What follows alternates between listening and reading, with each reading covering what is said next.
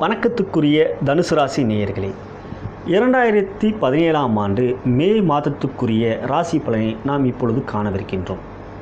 உங்களுடைய ராசியாதிபதி 10ஆம் இடத்தில் அமர்ந்து கொண்டு தொழிலிலே சில பிரச்சனைகள் கொடுத்தும் தனநாசத்தை கொடுத்தும் இதுவரை உங்களை படாத பாட்டு படுத்தி கொண்டிருக்கின்றார். மேலும் ஒரு பக்கம் 7.5 சனி நடந்து கொண்டிருக்கின்றது. இவ்வாறு இருக்கையில் இந்த மாதம் எப்படி இருக்கும் என்று பார்த்தால், உங்களுடைய பாக்கியாதிபதியான சூரியன் உச்சமாக இருப்பது சற்று நிம்மதியை இந்த மாதத்தின் முற்பகுதியில் கொடுக்கும். மேலும் பிற்பகுதியில் அவர் 6ஆம் இடத்தில் அமர்வதனாலும் வெற்றியை கொடுப்பார். குரு பகவான் இன்னும் சிறிது காலம்தான் 10ஆம் இடத்தில் இருக்கின்றார். அதன் பிறகு அவர் 11ஆம் இடத்துக்கு வந்த பிறகு உங்கள் வாழ்க்கையில் மிக மிக ஏற்றமாக இருக்கும். ஆனால் நாம் பார்க்கின்ற இந்த மே மாதம் என்று எடுத்துக்கின்ற பொழுது சூரியனின் அருளால் உங்களுக்கு பல்வேறு வெற்றிகளை கிடைக்க நீங்கள் செய்ய வேண்டியது சூரிய வழிபாடு. ஞாயிற்றுக்கிழமை அன்று நீங்கள் சிவ ஆலயம் சென்று சிவனை வழிபடுவதும் சூரியனை வழிபடுவதன் மூலம் சூரியன் பங்கு உங்களுடைய வெற்றிக்கு மிக மிக வேகமாகவும் சீக்கிரமாகவும் கொடுக்கக்கூடிய ஆற்றலை கொடுக்கும். மேலும் உங்களுடைய ராசியாதிபதி செவ்வாய் பகவான்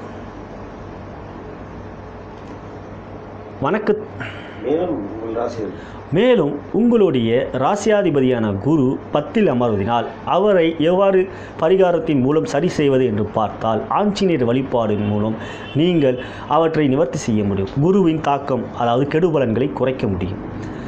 6இல் செவ்வாய் பகவான் அமர்ந்து கொண்டு உங்களுடைய யோகாதிபதியான செவ்வாய் பகவான் 6இல் அமர்ந்து கொண்டு உங்கள் ராசியை பார்ப்பதினால் நீங்கள் வெற்றியை பெறலாம். ஆனால் உடல் நலத்திலே பிரச்சனை ஏற்படும். ஏனெனில் அங்கு அமர்ந்து கொண்டிருக்கின்ற சனி பகவானை 8ஆம் பார்வையாய் அங்காரகன் பார்ப்பதினால் அவர் சில பிரச்சனைகளை உங்களுக்கு கொடுப்பார். எதில்?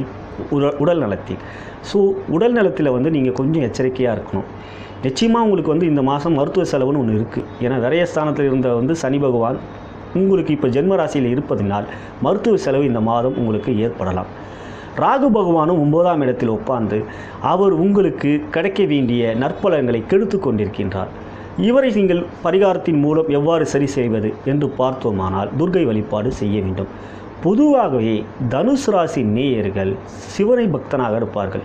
சிவபக்தனாக இருக்கக்கூடிய தனுசு ராசி நேயர்களே, அங்கு இருக்கின்ற துர்க்கையை வழிபடுவதன் மூலம் நிச்சயமாக ஒவ்வொரு சிவனாலயத்திலும் துர்க்கை இருக்கும். ஆனால் நேரடியாக இருக்காமல் பிற்பக்கமாக இருக்கும்.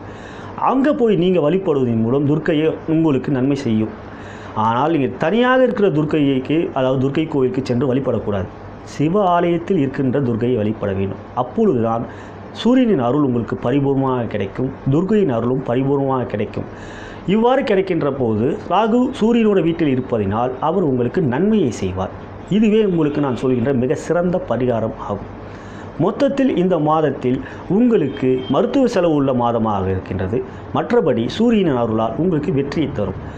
உத்தியோகஸ்தர்கள் என்று பார்க்கின்ற பொழுது உங்களுக்கு இந்த வருடமே உங்களுக்கு சில பிரச்சனைகள் மேலதிகாரிகளிடமும் உங்கள் சக ஊழியரிடம் மூலம் ஏற்பட்டிருக்கும். இதெல்லாம் குரு பகவான் பயிற்சியாகின்றவரை இருக்க தான் செய்யும். ஆனால் நீங்கள் சூரிய வழிபாடு செய்வதன் மூலம் அவற்றை நீங்கள் எதிர்கொள்ளக்கூடிய சக்தியை கொடுப்பார்.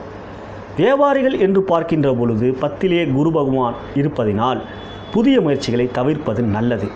மே மாதத்தில் சூரியன் உச்சமாக இருப்பதினாலும் அவர் 6ஆம் இடத்துக்கு செல்வதினாலும் உங்களுடைய இப்போ இருக்கிற வியாபாரத்தில் நல்ல வெற்றியை கொடுக்கும். ஆனால் புது முயற்சி இப்போ வேணாம்.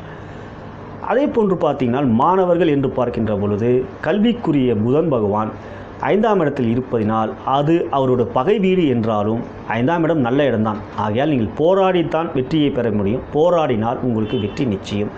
எதிர்பார்க்கின்ற மார்க்கு கிடைக்கல அப்படின்னாலும் நீங்கள் மனசில் சோர்வு கொண்டு வராமல் முயற்சி எடுத்திங்கன்னா நல்ல கல்லூரியிலேயே உங்களுக்கு வாய்ப்பு கிடைக்கும்.